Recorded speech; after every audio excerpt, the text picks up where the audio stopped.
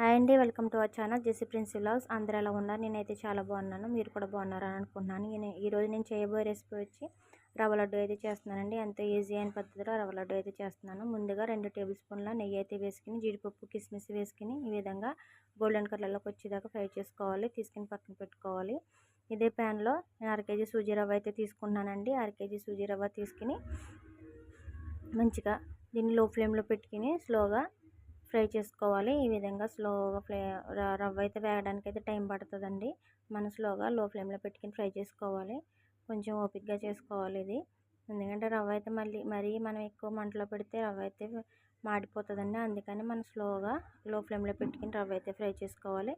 ఈ విధంగా రవ్వ అయితే వేగిపోయింది.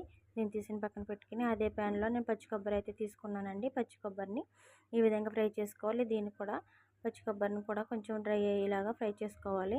చెమ్మ అయితే ఏమీ లేకోకుండా మొత్తం ఈ విధంగా డ్రై అయ్యేలా తీసుకుని ఫ్రై చేసుకున్న తర్వాత దీన్ని కూడా తీసిన పక్కన పెట్టుకోవాలి. నేను 1/2 కేజీ సూజీ రవ్వకి 1/2 కేజీ పంచదార అయితే తీసుకున్నానండి. దీంట్లో యాలకులు కూడా వేసుకుని ఇలా మిక్సీ పట్టేసుకోవాలి. ఈ విధంగా బరక మిక్సీ పట్టుకోవాలండి. మరీ మెత్తగా అయితే పట్టుకోకూడదు. ఈ విధంగా బరక మిక్సీ పట్టుకుని మనం ఫ్రై చేసుకున్న కొబ్బరి అయితే దాంట్లో తీసుకొని పాలు అయితే నేను ఈ విధంగా వేడి చేసుకున్నాను. గోరువెచ్చని పాలు అయితే తీసుకోవాలి. ఇదిగో ఈ విధంగా మనం మొత్తం అన్నీ మిక్సీ పట్టుకున్న పంచదార రవ్వ ఇవన్నీ కూడా ఒకసారి వేసుకుని మనం కలిపేసుకోవాలండి. మొత్తము ఈ విధంగా కలిపేసుకుని ఒక వెడల్పాటి గిన్నెలోకి అయితే తీసుకుని వేసుకోవాలి. మొత్తం ఇదంతా ఒకసారి కలిపేసుకోవాలి. కలిపేసుకుని ఈ విధంగా మనం ఒక వెడల్పాటి గిన్నెలో వేసుకుని మన లడ్డు అయితే చుట్టుకుందాం. ఈ విధంగా వెడల్పాటి గిన్నెలో అయితే వేసేసుకుని ముందుగా ఫ్రై చేసి పెట్టుకున్న జీడిపప్పు కిస్మిస్లు అయితే ఈ విధంగా కలిపేసుకుని మనం పక్కన పెట్టుకోవాలండి. ఈ విధంగా పక్కన పెట్టుకుని మనం వేడి చేసుకున్న పాలని కొంచెం వేసుకుని కలుపుకోవాలి.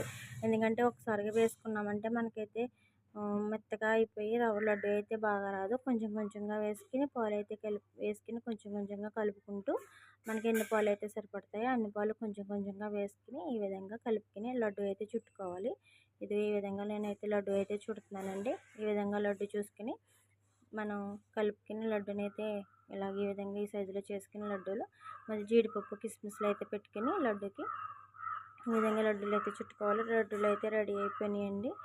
ఈ విధంగా లడ్డూలు చుట్టేసుకుని మనం చేసేసుకోవడమే. చాలా ఈజీ అండి రవ్వ లడ్డు చేసుకోవడం. ఈ విధంగా లడ్డూలు అయితే రెడీ అయిపోయినాయి. ఈ రెసిపీ కానీ మీకు నచ్చినట్లయితే లైక్ చేయండి, షేర్ చేయండి, సబ్స్క్రైబ్ చేసుకోండి.